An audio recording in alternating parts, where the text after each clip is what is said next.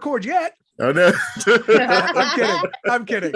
I'm not ready. I'm not ready. Oh no. No, he wasn't ready. You know what? I'm never ready. So just to introduce myself, my name is David Lane. I'm president of Geek Wellness Education.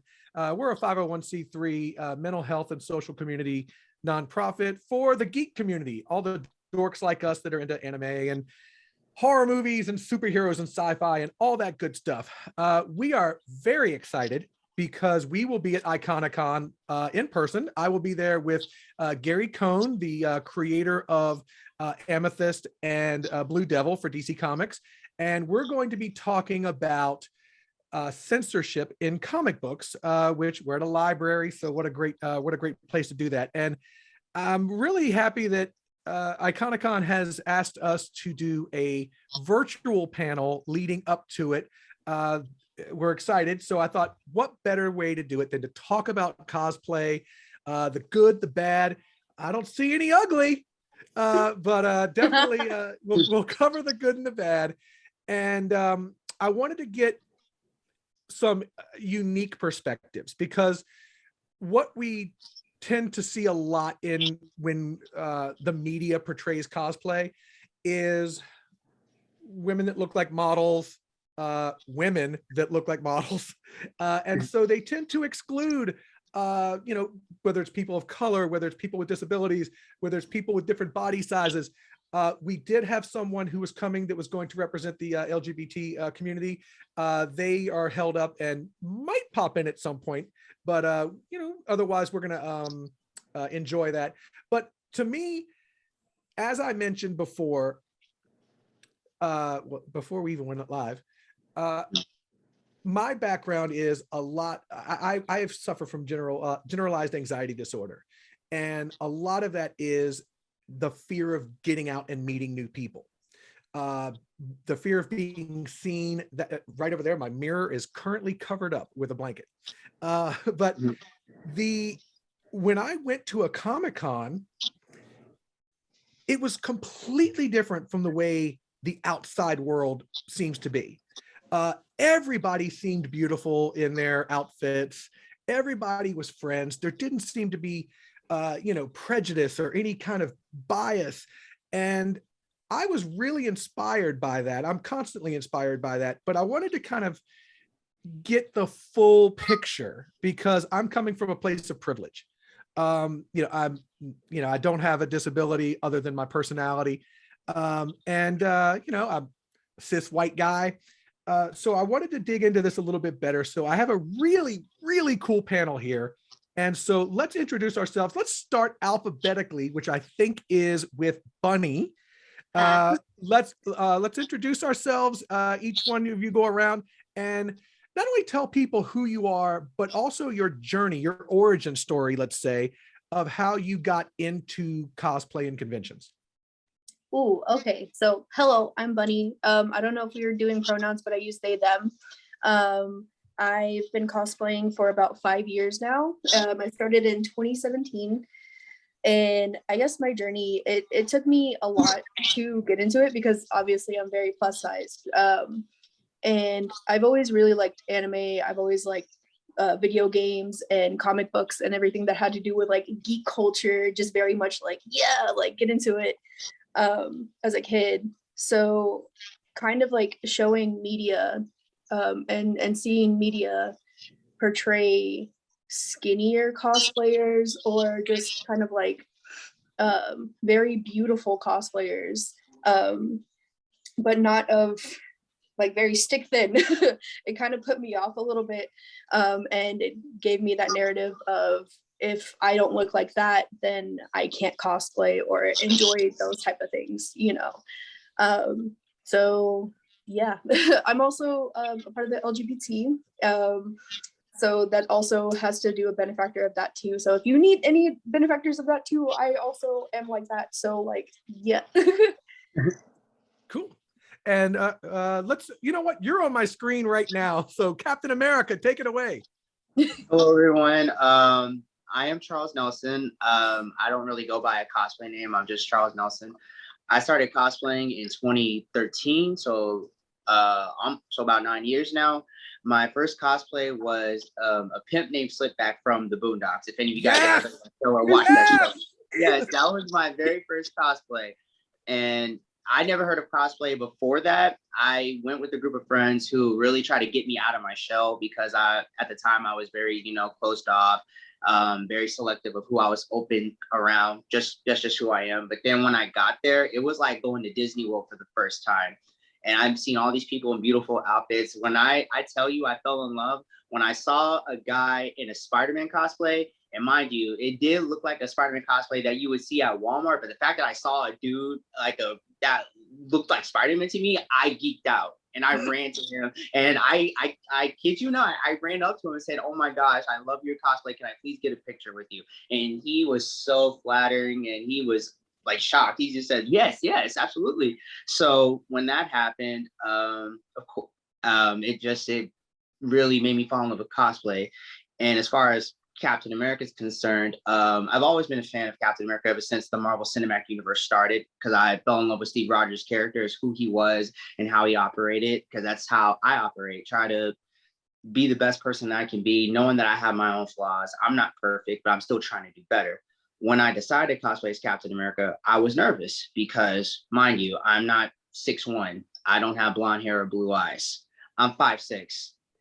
And I wanted to be accurate, but at the same time, not be too accurate. I wanted to bring my own flavor to it. So when I got myself into cosplaying as Captain America, it really opened a lot of doors for me, not only as more opportunities, but opened doors to discover who I am as a person, and really trying to not just dress up like him, but really be the person, be the character. And it taught me that anyone can have the shield. It doesn't matter who you are, what your culture is, where you come from, how old you are, if you're a man or a woman, no matter how your body looks, anyone can be that character. Just like anyone can be Spider-Man. It doesn't matter if you're skinny or plus size, if you're big or tall, short, small, whatever, does not matter.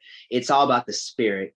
So my journey through cosplay is really just trying different characters, but at the same time continuing to grow Captain America as a spirit, as a genuine spirit, and carry that for as long as I live.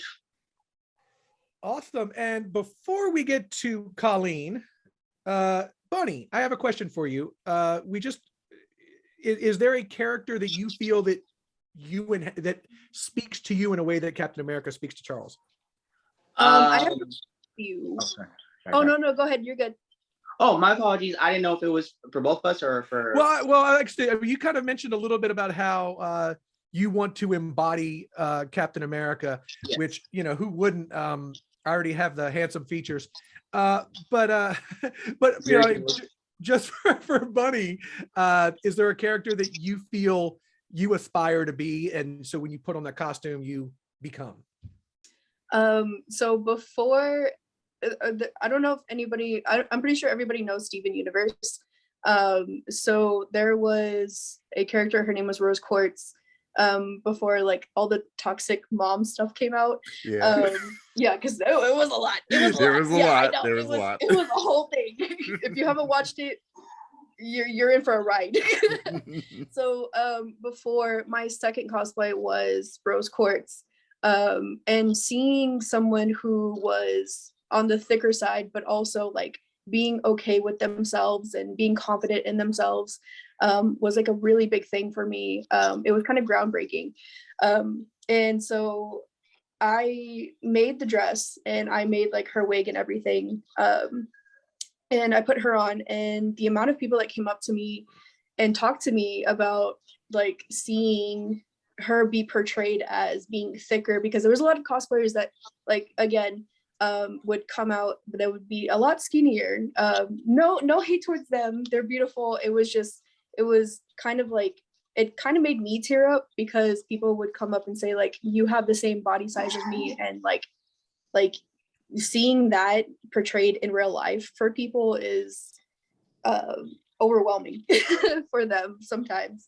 And that made me feel overwhelmed, but like happy, if that makes sense. I don't know. I'm not really good at explaining things, but it makes perfect sense. And that's kind of the point of a lot of this, is that cosplay is for everybody. Mhm. So we're not judging here. But we got one more person other than our host there. So let's talk to Colleen. Introduce yourself. Hello, everyone. I'm Katie Colleen. I use she, her pronouns, and I run the Colleen Cosplay YouTube channel. So a little bit of my story. I went to my first con in 2012, so it's been a little while. And I actually was able-bodied then. So I have full experience of attending a con as an able-bodied person. And I developed a degenerative cartilage disorder, which has worsened over time.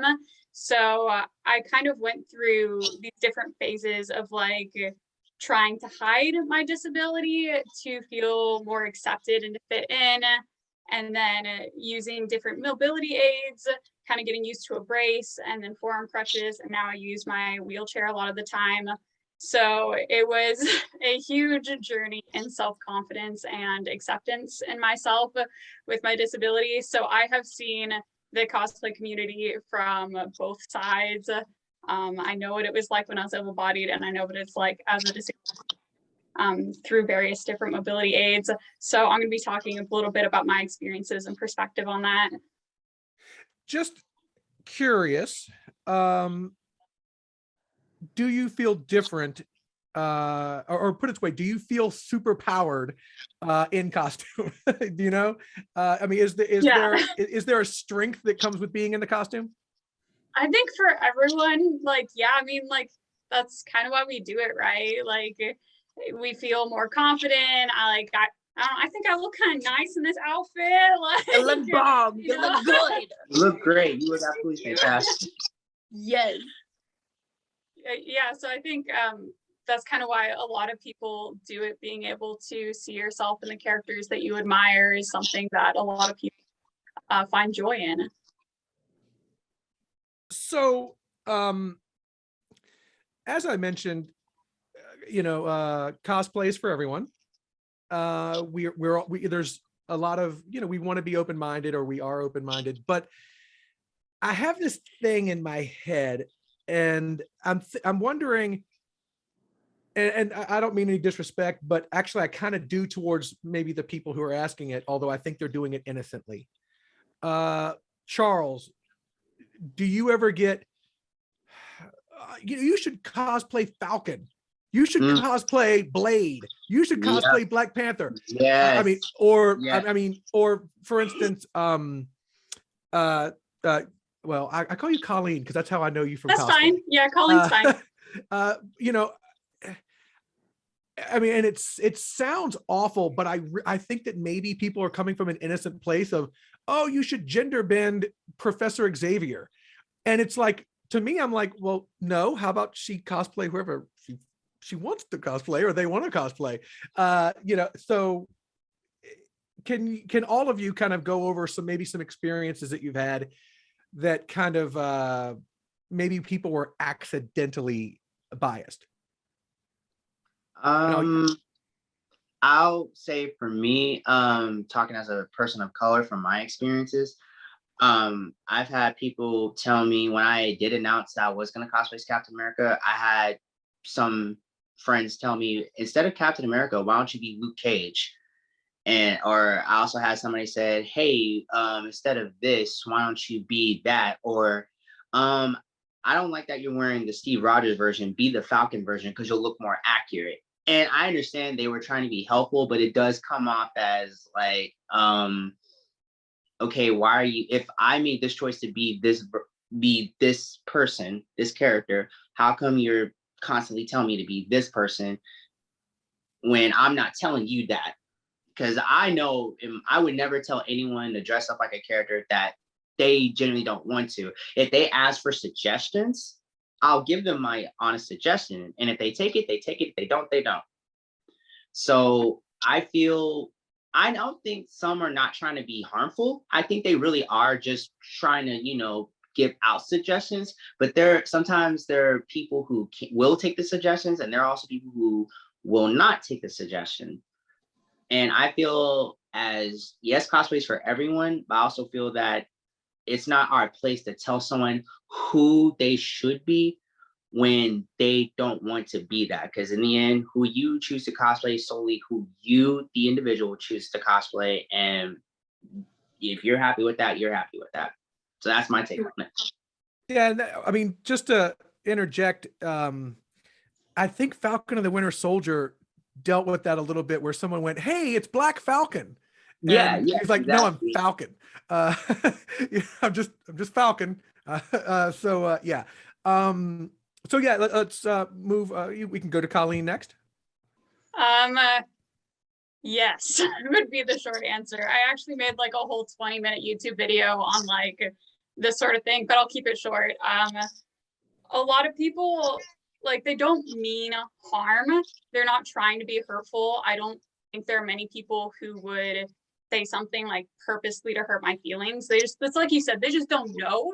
And that's okay. Like, you're not born knowing these things. You're not born understanding ableism. But I definitely think like there's a bit of a disconnect when people see me cosplaying an able-bodied character in my wheelchair, and they're thinking like, oh, she's trying to be this character, but something's like not matching. And so a lot of people will try and make it match. So instead of Supergirl, I am Supergirl who lost a fight. I am Supergirl who got hit by kryptonite. I am like, much worse things have been said as well. But a lot of people try and either say I'm the injured version of the character, or like you said, suggest that I cosplay disabled characters just so it kind of matches their understanding of what this character should look like. And I definitely don't think harm is meant. They're just trying to express how they understand this character, and how I portray it doesn't match up, which is why I think like educating people on it and having panels like this is just so important, because then people can know. And if they know it's hurtful, I think a lot of people just would understand. Have you thank you. Have you dealt with this, Bun? Yes. So like I said, or like Colleen has said, short answer, yes. I've been asked to cosplay Big Mom from One Piece. Don't get me wrong, I do like One Piece, but I don't like Big Mom, solely because like I am plus size, and it was a friend who asked me to do it. And they were like, well, you would fit them perfectly because you look like them. And I'm like, what do you mean by that? They're like, well, you have the body type of Big Mom. And I'm like, okay, you could have went a different route with that. I appreciate it, but other than that, I usually normally tell them like, I'm gonna cosplay who I want to, and if somebody's gonna give me flack for that, then that's them getting mad just because they're mad, and kind of like bouncing off what Charles and Colleen has said, like I've also had to deal with like cosplaying a character and then someone saying like for Kokomi, for an example, like people will go and be like, oh, Kokomi had a little bit too much fish, like she looking a little too thick. And I'm like, okay, it's like, sure, yeah. But I've definitely had to deal with stuff like that, in person and online as well. Mainly online, but it has come to my face many times of just not fitting the character of that, so yeah. Yeah, I mean, maybe I'm mistaken, and maybe I'm in the wrong room. It's cosplay, right? Play. Mhm. So play would imply fun. Okay, so maybe we shouldn't be overly serious about something with the word play in it. It's not supposed to be exact. I'm not actually the character. Although wouldn't that be awesome?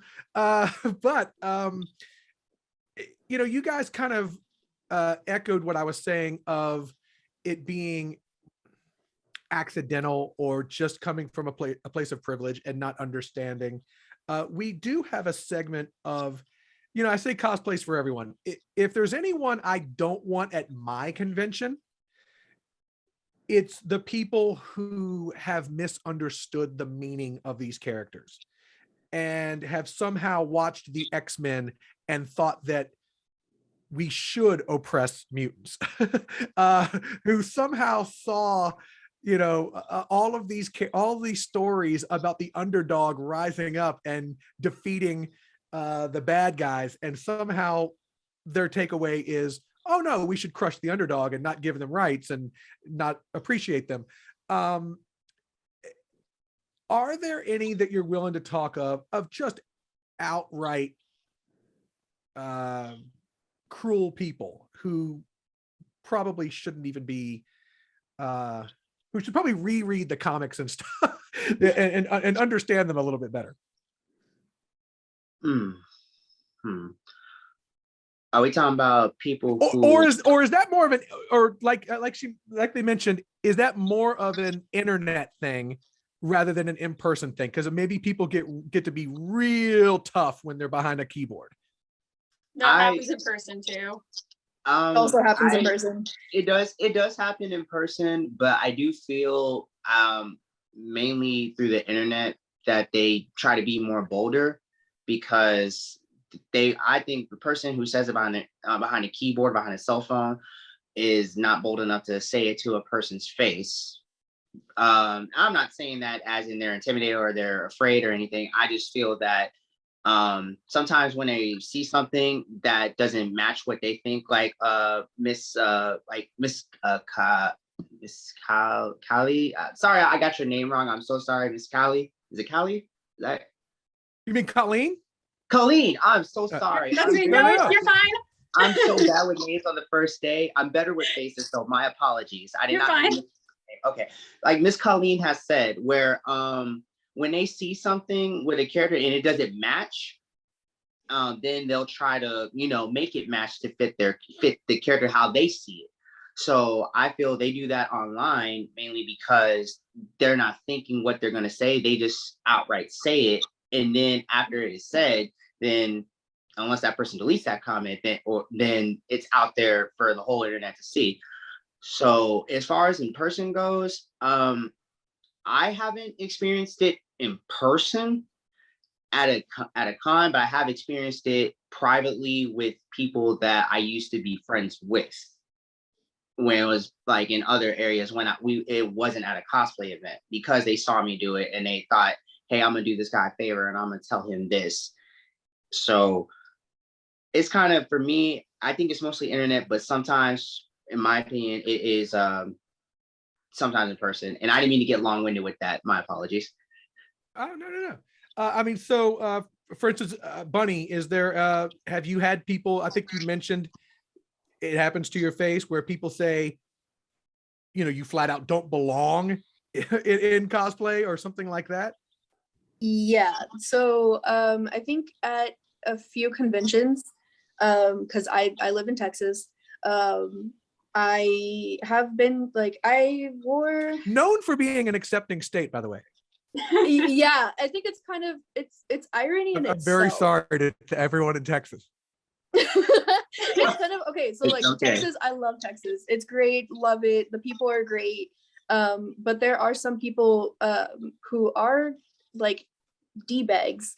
And like there was a cosplay that I think I was wearing where like my stomach shows a little bit. Okay, so I cosplay Mute Ichigo. And with it's kind of tight in certain areas. So obviously like my tummy and my rolls are gonna come out. A little bit of Swiss roll ain't gonna hurt nobody. But obviously it hurts somebody. Where they kind of came up to me whenever I was alone. And it kind of just happens whenever I'm always alone and not with people. Where like some people will just either walk by and say like, oh, like, did you see that girl's arms? Like her arms are like super, like they look like chorizos. So like the impacts of like this. Or like I've had someone come up to me and say like, oh, like you're really pretty, but I think you should cosplay. Like someone should be like, a different cosplay needs to be for you. This is not your cosplay. Like this is not for you. And that kind of took me aback a little bit. Because it's like I said, I've dealt with it online and I take it in a comedic purpose of just like kind of like haha, like whatever, like I'm not gonna let someone pull me down, but whenever it happens to you, like in your face, it's a different experience. It did put me really in a really bad mental state, to the point where I kind of had to go back to the hotel room and take everything off. And for a little bit, I wasn't able to wear it. And even whenever I was wearing May from Overwatch, the bubble tea, like summer one, I was wearing shorts and my thighs were out. I've gotten like over sexualized comments from people, like commenting on my thighs or commenting on like my butt. And it, like to this day, I've only worn that cosplay, I think maybe twice because of that, because it just kind of like reminds me of people commenting on my body and kind of like over sexualizing it. It's either over sexualizing it or tearing it down. Why do people have to be destroyers of joy? Come on. Yeah. I mean, and again, Yeah. it's if you're one of the people that's doing that, you just don't understand the source material that you're commenting on. You just don't get it. It's so Colleen, or Katie Colleen, do you want to chime in? Yeah. I want to like again, first. these are people who I'm not talking about people who are being accidentally bigoted. Have we dealt with bigots? Oh yeah. I want to like preface this by saying like 99% of comments are good. Like I don't want anyone to like watch this and that like my life is awful. Like I'd say like, at least for me, like the vast majority is very kind and supportive. But I have had people like come up to me and been like, you're just like, you shouldn't cosplay Supergirl. You're not strong enough. This one guy, like, again, you're alone, right? Like usually I'm with someone now, but there's this one time I was like walking somewhere alone and this guy pulled me aside and he's like, it's kind of pitiful for you to cosplay Supergirl with a disability. Like it just, I don't, it's just, I don't like it. Like it's kind of pitiful. And I like was so shocked. I did not say a word. I just like turned around and left. Wow. I'm so sorry. Yeah. So Real classy move. That guy shouldn't be cosplaying anyone who is a decent person. Yeah, so I think we can agree though that seems to be the minority, and I think most conventions want that element out. Yeah. That again, if someone comes to my convention or Iconicon, I'm sure, and is causing trouble and causing distress for the cosplayers, I mean, you just find somewhere else to go, man. I'm not sure what to tell you. But so let's chat a little bit about let's wrap this up in a nicer bow, because what we want to do is we want to inspire everyone to have a better view of each other and of cosplay. So let's talk a little bit. We can. I'm looking at Charles on my screen. We can start with you and talk about how being a cosplayer and being at conventions has helped you, whether it's finding a community of friends, whether it's with self-esteem, whether it's with getting that shield that I'm gonna steal from your house. However, yeah, just first. I had my shield and my shield cracked, so I need a replacement. Well, first of all, we haven't even introduced from Iconicon is Corey, right? I've been lurking in the background, still thinking of that rose quartz toxic stuff. Yeah. Yeah. PTSD from that. We don't talk about it. But I don't want to derail it too much. But again, yeah, I'm from the Suffolk Library. We're promoting Iconicon. It's our annual library con. It's the first. We're back after 2 years being virtual, back to in person. So we're excited about that. But one thing that like kind of tied into like everything you guys were saying, like I know like and like when I was a kid, like it was something that like not so much like other people, but sort of internalized thought about it. Like, well, I can't cosplay this character because, well, I'm not not white or I'm not super buff, so I can't do that. Can I just ask real quick, like, do you guys have any like advice for like sort of like being your own hype man, I guess, like just like helping yourself? We were getting there, but let's go there right now. Let's skip ahead, go there right now for advice from you guys on how someone can take control and become a superhero and be, you know, a confident cosplayer, because all three of you are amazing. And you know, you come into a room and everyone, you know, wants to take pictures and wants to be around you and all that. So let's give some advice. First of all, I'll say thank you for complimenting the shield. It's really nice. My advice to everyone is really, I can understand that sometimes confidence is not easy just to gain just like that. But when you surround yourself with people who genuinely lift you up, that will help increase your confidence. Enjoy cosplaying. Please enjoy it. It's honestly, I think cosplaying is not meant to take super seriously to where you judge every single thing that you see. We all come from all walks of life. We all are regular people. We're just expressing our fandom to the core, to the T. I mean, to the T.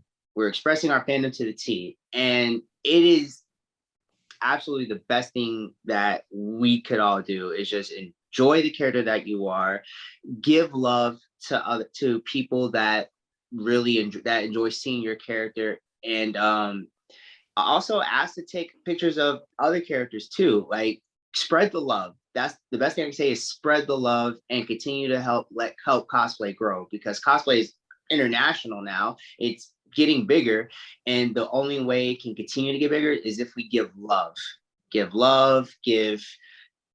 share your confidence with other people. When you speak life into other people, that will increase their confidence. Like, if I saw someone who was cosplaying as Superman, but they were like the physical accuracy of Superman, but they still were Superman, I'll still go up to them and say, I love your outfit, I love your confidence, continue to do it, please continue to do it, and can I have your picture? When you give life to someone like that, that's speaking life into them, and that they will take that in, and that will increase their confidence, and then they'll continue to go on about their day feeling great. And so my advice is give love, give confidence, and speak life into them, positive life into them.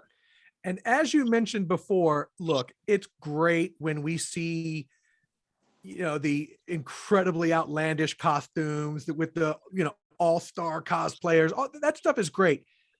But I love when someone comes with a Walmart Halloween costume. I love when someone just shows up in Superman pajamas. If that's, this is not a test to see who has the most money. This is just a celebration of fandom. If you if the only thing you have are Batman pajamas, which I have Batman pajamas, then wear your Batman pajamas. You know, no one's going to judge you badly. We're all going to love you for it. So yeah, next step, let's go to Bunny. So I'm going to play on that because this is something that I also had to hear for myself. You don't have to make everything yourself. You can buy your cosplay. It's still cosplay. You can throw on a wig and wear like your favorite cardigan or like your favorite pants, like your sweatpants, and just walk around and be like the closet cosplay of that. And that's still cosplay. No matter what you're doing, it's still going to be cosplay. And like you said, you don't need the biggest thing. You don't have to dish out all this money that you don't have to cosplay.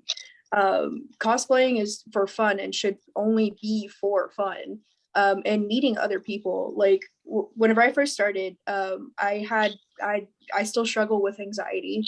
It's one of my biggest benefactors. So creating or having a support system like a best friend, or kind of like creating a small community to go with you to these conventions, it's also like something that helps you with your confidence. And if you don't even have like if you don't have real like IRL friends, you could also go to forums, you can go to like groups, meet people, be like, hey, like I kind of started cosplaying, or I started doing this. I would like some friends, or like talk to people, like just talk online. It literally does wonders for you, honestly. Or go to a con and meet people. Yeah. I mean, people are so friendly there that, yeah, go right ahead.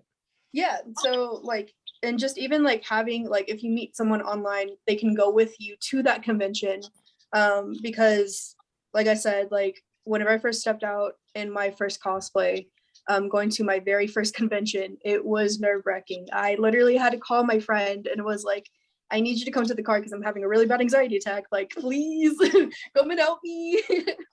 So having that support system, especially at a convention, helps. And once you wind down and calm down and see that everybody's having a good time, and just kind of run around and meet other people that have the same interests as you. Like that's what conventions are for. Is it's like a big party, but like meeting people that have the same interests and just having a good time.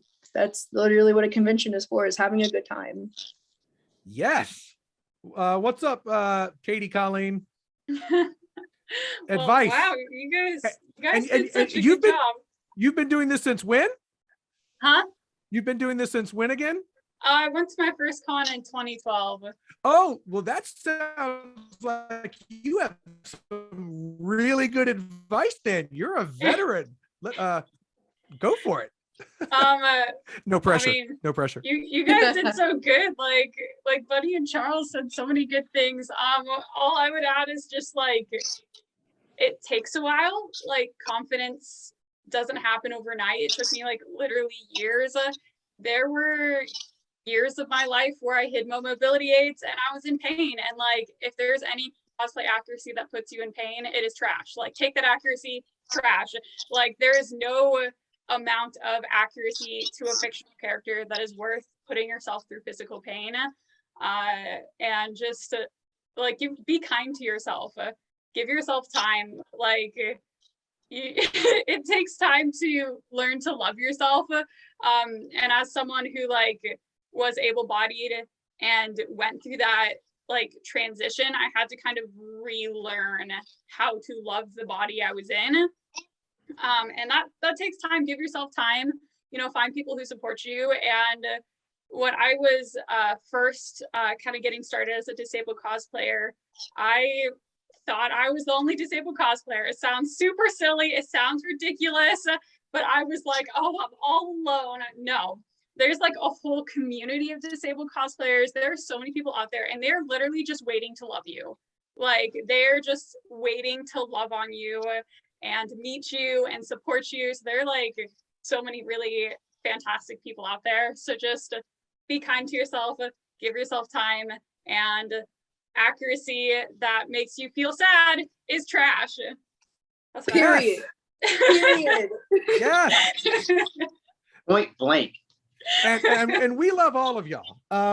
So it makes me feel good that even when I was trying to uncover like the hateful remarks, most of what you guys were saying was people being accidentally or whatever. So I mean, I think that's I think it kind of says a lot for our community. And there are so many people in support. We do have a lot of room to grow. I was just now thinking about the cons I've been to and how many had wheelchair access. And I mean, I don't think it's enough in my head. I'm not remembering stage access for cosplay contests and that sort of thing. So there's definitely room to grow. We're not here to say that the community is perfect. But we're a safe place for other people. And if you go to a con and you want to dress up as in cosplay, there's amazing people like the three that we have here. You know what? I'm gonna include me and Corey in it too.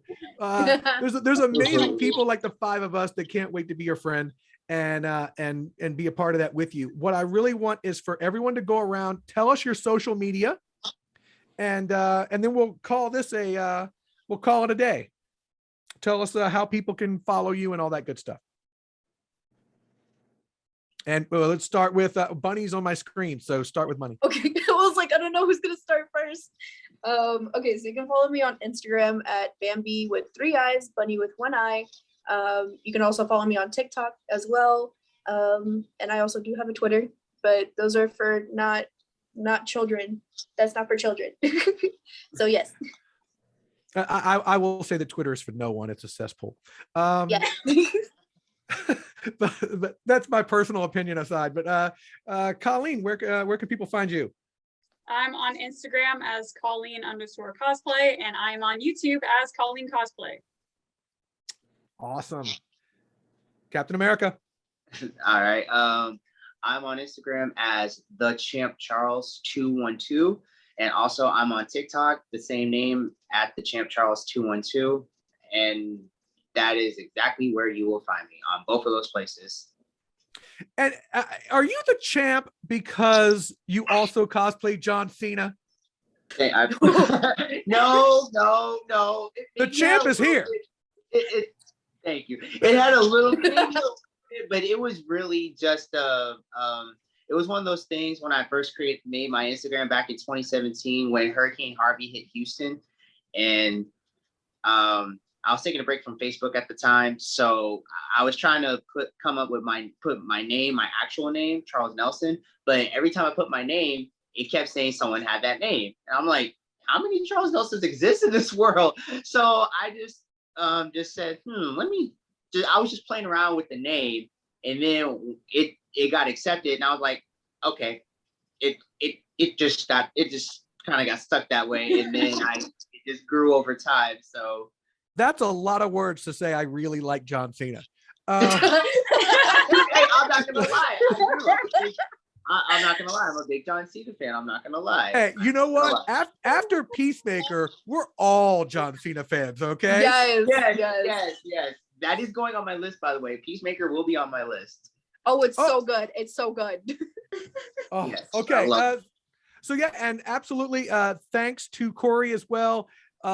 Before we head out, Corey, give us the hard sell for Iconicon one more time. Again, I know I'm going to be there. At Iconicon, it's going to be at the Suffolk Public Library, the North Suffolk Library specifically. We're going to have a bunch of vendors, Artist Alley. We have a local group called the Barony of Marinus. They're going to be doing some cool Ren Fair stuff, sword fighting, all that cool stuff. There'll be all sorts of fun things for kids and adults. We're having an art contest, so there will be an art gallery of the different entries people can view while they're there. It's just going to be like a nice sort of comeback to geekdom, and just a good time overall. So, and just pretty much just like this panel, just like a good time, chill, and seeing people in cosplay, and it will just if you're like me, it'll probably just like warm your heart, because like just stuff like this, I'm like, cosplay, I love it. So there'll definitely be a lot of people in cosplay, so like definitely if you're in the area, check it out. So, and again, you're bearing the lead. GWE will be there with Gary Cohn. Of course. They will former DC writer Gary Cohn. He'll have copies of his book that he's going to be that he's published. I have it over there. I meant to grab it. And like I said, we're going to be talking about the censorship or the banning of mouse from schools. And we're going to be talking about the history of censorship in comic books, but we're still going to keep it fun, and it's going to be educational, but also a good time. I'm going to bring my copies of Amethyst, Princess of Gemworld, to get some signatures. Yeah. Oh, yeah. And he's excited about it. He's got me buying a bunch of books that have been controversial. Okay, this has nothing to do with cosplay. Do you understand that Bone has had people calling for it to be taken out of libraries? Bone. It's a children's book. But anyway, so we're going to be getting in a deep dive into that at our panel. But I want to say thank you to Charles, Colleen, and Bunny for joining us. And we're going to sign off. Yeah. Thank you. It was a Thank real you guys for pleasure. joining. It was great talking. It was great talking to you guys. Yeah. Look at that. He signs off with a salute too. Hey, this is my thing. I do that all the time. It's my thing. He's gotta be in character. You know That's what? America's salute. You're my Captain America. And Thank frankly, you. frankly, with those arms, you kind of have to be because you'll beat me up. So Oh no, never. It's America's arms. Those are America's arms.